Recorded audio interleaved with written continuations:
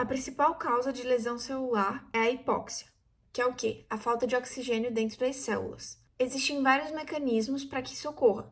Aqui a gente vai falar 3 deles. Depressão de ATP, porque a célula não está conseguindo o oxigênio necessário para formar o ATP. O segundo é a repressão citosólica de cálcio, ou seja, é um acúmulo de cálcio no citosol da célula. E o terceiro é a sobrecarga de espécies reativas de oxigênio. Ok, então pensando no primeiro, que é a depressão de ATP. Por causa da hipóxia, o ATP não vai conseguir ser formado corretamente. Isso vai causar um problema com as nossas proteínas da membrana da célula que servem para a troca de eletrólitos, principalmente a bomba de sódio e potássio e a bomba de cálcio, porque as duas são dependentes de ATP. Então, o que acontece? Pensando primeiro na bomba de sódio e potássio. O normal é que a nossa célula tenha mais sódio fora e mais potássio dentro. E aí, por causa desse gradiente de concentração, é normal que o sódio entre para dentro e o cálcio saia. Para conseguir controlar, a gente tem a bomba de sódio e potássio, que ela faz o quê? Com a ajuda de energia, ou seja, do ATP, ela joga o sódio para fora e puxa o potássio para dentro novamente, para voltar para o equilíbrio. Só que quando a gente tem a disfunção dessa bomba, justamente porque a gente não tem ATP, então não tem como fazer essa troca, o que acontece? A gente vai ficar só com o gradiente de concentração. Então, como tem mais sódio fora normalmente, o sódio vai entrar. E não vai ter essa bomba para jogar o sódio para fora. Com o acúmulo de sódio dentro do citoplasma, a gente vai ter uma retenção de água, porque como o sódio aumenta, ele vai puxar a água para conseguir diluir. Com esse acúmulo de água, a célula vai ficar entumecida, ou seja, inchada. E esse inchaço vai alterar a permeabilidade da membrana. A nossa membrana, ela tem uma permeabilidade muito seletiva. Se a célula está inchando, essa permeabilidade da membrana vai alterar. Isso vai trazer vários danos para o funcionamento daquela célula. E agora, pensando na outra bomba, a bomba de cálcio. A bomba de cálcio, ela serve para jogar o cálcio para fora da célula.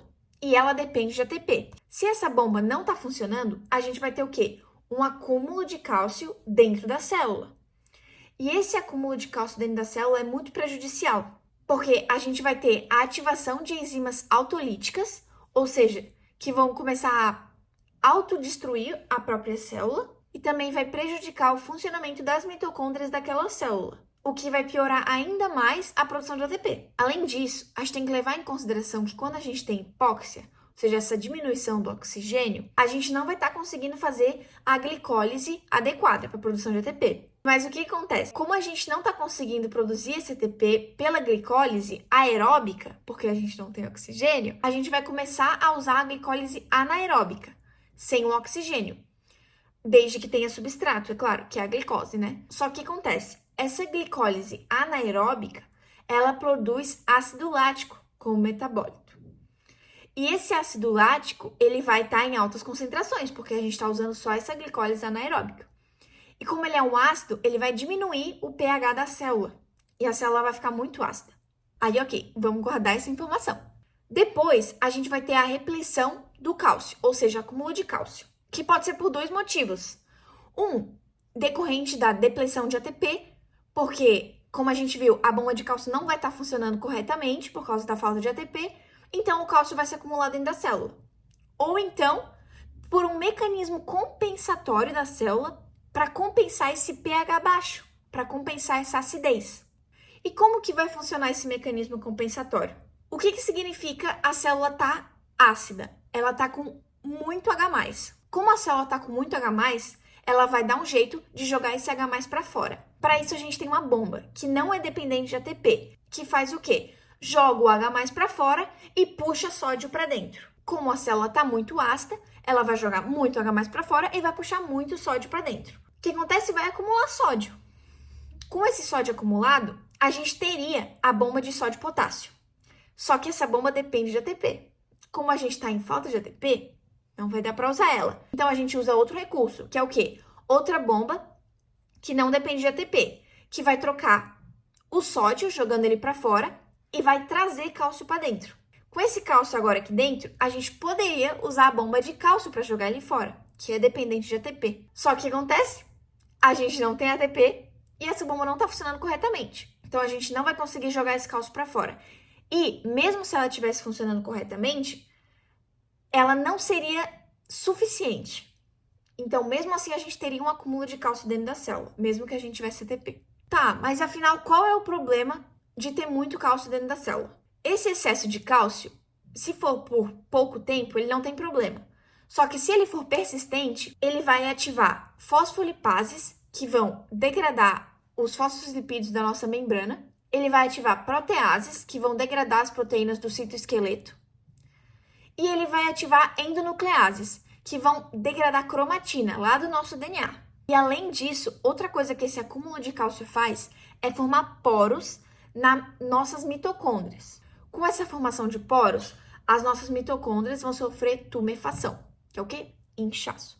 Com esse inchaço, elas não vão conseguir produzir o ATP que elas deveriam. Então, vai interromper a produção de ATP. Interrompendo a produção de ATP, a gente vai voltar para o primeiro mecanismo, que é a depleção de ATP, e vai ficar nesse ciclo. Porque a depleção de ATP vai levar a um acúmulo de cálcio, o acúmulo de cálcio vai levar a depleção de ATP e vai ficar nisso.